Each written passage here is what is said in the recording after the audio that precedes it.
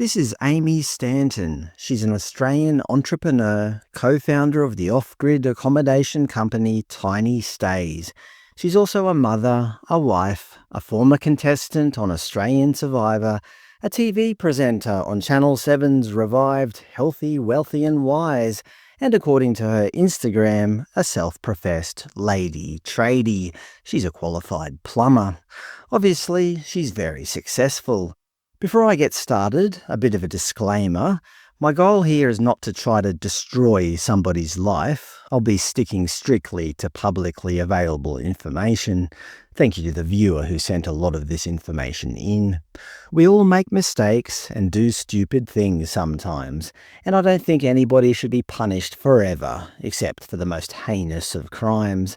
But I am here to point out the glaring double standards and hypocrisy of some of our finest institutions. This is Swinburne University of Technology, a public research university in Melbourne. On their official Preventing Sexual Assault and Harassment page, they write, "Swinburne commits to preventing all forms of violence, harm and disrespect and providing a safe, respectful and inclusive environment to all students, staff and visitors." Hold on to that thought. We're going to need it in a moment. This is Channel 10's now-defunct TV show The Project. In 2017, Aimee Stanton appeared on the show after her stint on Australian Survivor and had a bit of a back and forth with co-host Tommy Little. She said, "Do you remember me? I could not forget it. I've still got the picture on my phone." When Tommy asked what happened, she replied, "A few years ago, actually, I went to get a picture with you after the show, and I kind of got dared to grope onto your downstairs region, and you were very shocked. I've still got the picture on my phone. The result? I got removed by security, and then you blocked me on Facebook." The panel had a great laugh about it, including host Carrie Bickmore, who has consistently used her platform to advocate for gender equality and women's safety. But it seems when a woman touches a man in a private region without his consent, oh, that's just a bit of fun. Just to be clear, when I first saw this video, I knew I had to be careful in this day and age of AI-generated content. But this is a matter of public record. You can find it on news sites like news.com.au and Mamma Mia.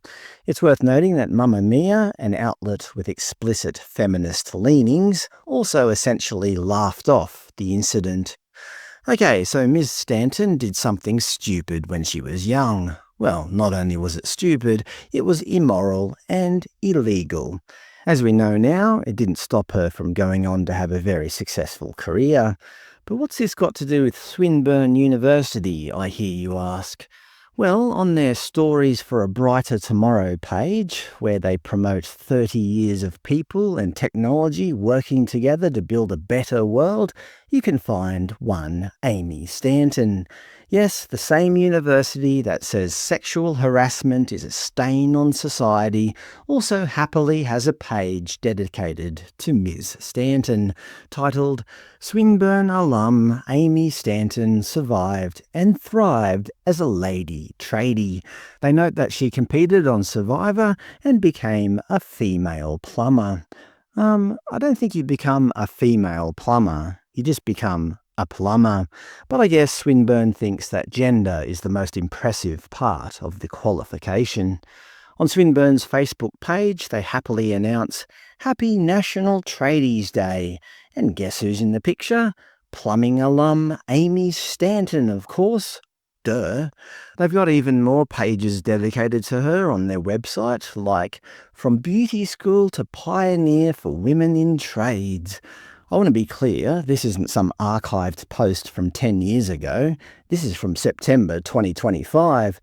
That is well after her national appearance on The Project, where she admitted to non-consensual touching of a man's private region.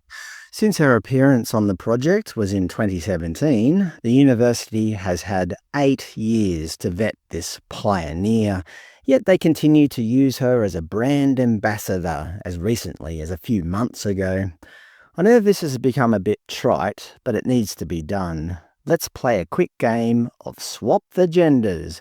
Imagine for a second that a male Survivor contestant and Swinburne plumbing graduate Mitch Ryan went on the project and proudly regaled the panel with a story about how he'd been dared to grope a female host's downstairs region. Imagine he'd been removed by security and blocked on social media for it, only to brag about it on national television a few years later while the hosts chuckled along. Do you think Swinburne University would be plastering Mitch's face all over their Stories for a Brighter Tomorrow page? Do you think they'd be calling him a pioneer for men in trades in September 2025?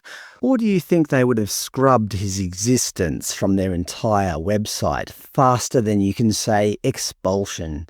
I think we all know the answer.